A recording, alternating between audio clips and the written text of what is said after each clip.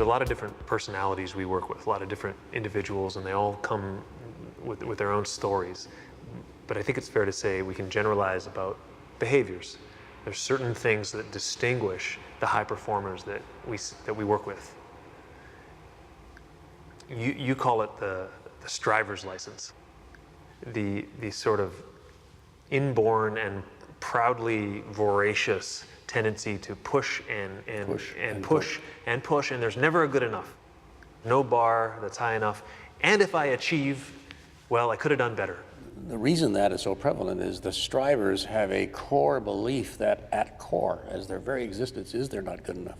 So if they just strove hard enough, they would finally get there. Right. In coaching these people, I always, you can almost assume that there's going to be a moment in the interaction where they vehemently defend their dysfunction.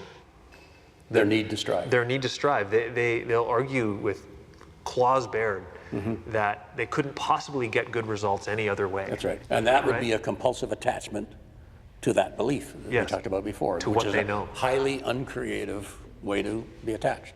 In the face of that level of resistance, how do you grapple with someone's psyche when they're really attached to? Yeah, and I think the word would be carefully.